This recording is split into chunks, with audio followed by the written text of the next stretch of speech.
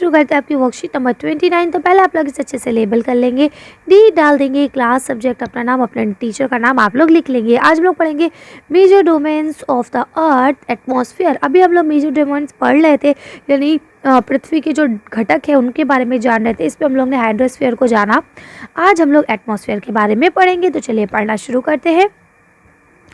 The earth is surrounded by a layer of gases is called atmosphere।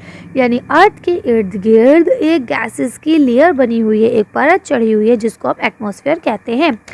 It provide us with the air we breathe। यानी ये हमें हवा provide करती है, oxygen provide करती है जिसमें हम सांस लेते हैं।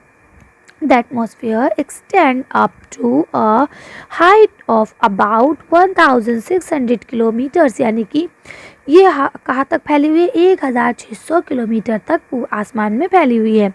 The atmosphere is divided into 5 layers। Atmosphere को हम 5 लेयर्स में डिवाइड करते हैं, जैसा कि आप यहाँ चित्र में भी देख पा रहे होंगे कि सबसे पहले होती है आपकी क्या, सबसे पहले होती है ट्रोस्फियर, उसके बाद होती है स्ट्रेटोस्फियर, फिर उसके बाद होती है मेसोस्फियर, और उसके बाद होती है थर्मोस्फियर, और उसके बाद होती है exosphere.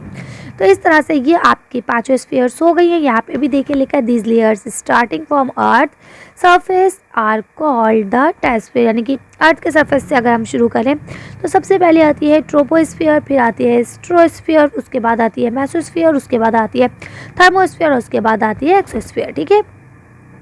The atmosphere is composed mainly of nitrogen and oxygen। यानी कि आपकी जो मेन आपका जो है यहाँ पे एटमॉस्फेयर, इसके अंदर मेनली 2 गैसेज है, एक नाइट्रोजन और दूसरा oxygen, which make up about 99% of clear dry air. यानी कि जो बिल्कुल साफ़ सुथरी और बिल्कुल सूखी हवा है 99% इसमें। ठीक है।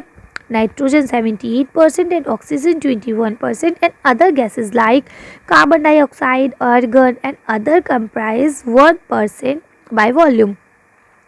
यानी अगर हम वॉल्यूम को नापें तो हमें पता चलेगा सबसे ज़्यादा मात्रा में एटमॉस्फेयर में 78% नाइट्रोजन है, 21% ऑक्सीजन है, और बचे हुए 1% क्या है आपका, बाकी गैसेज है। ठीक है।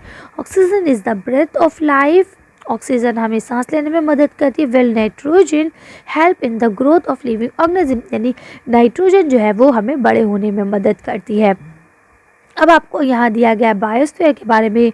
The biosphere is the narrow zone of contain between the land, water and air. ठीक है। तो अब जो आपका बायोस्फीयर है ये क्या है, ये लैंड, वाटर और एयर इनके बीच का एक जोन है, एक पतली सी जगह है। It is in the zone that life, यानी कि वो जगह जहाँ पे ज़िंदगी मौजूद है। That is unique to that this planet exist. यानी ये इस प्लानट में सबसे अलग बात है। All living things, all living organism include the human are linked to each other and to the biosphere for survival.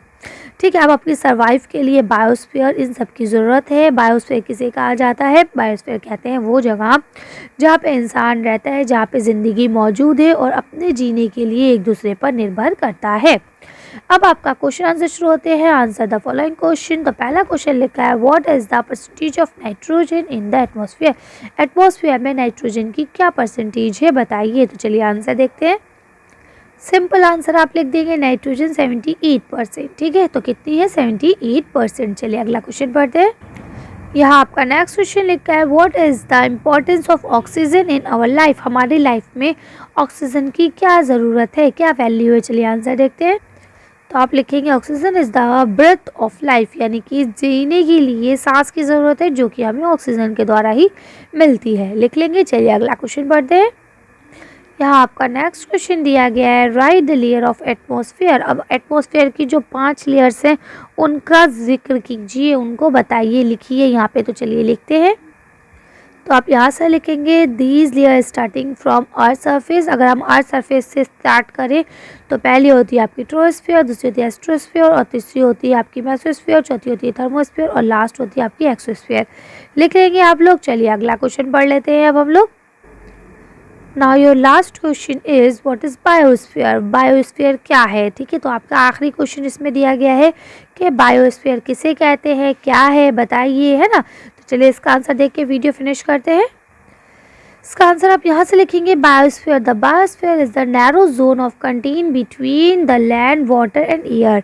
ठीक है, बायोस्फीयर जो है वो ज़मीन, हवा और पानी के बीच का एक जगह है जहाँ पर लाइफ मौजूद है। It is in this zone that life that is unique to this planet exist. ठीक है, यानी ये आपका बायोस्फीयर है जो सिर्फ आपकी पृथ्वी पर ही मौजूद है, इसके अलावा कहीं नहीं है। यही आपकी पृथ्वी पर यानी जीवन मौजूद होने की वजह है।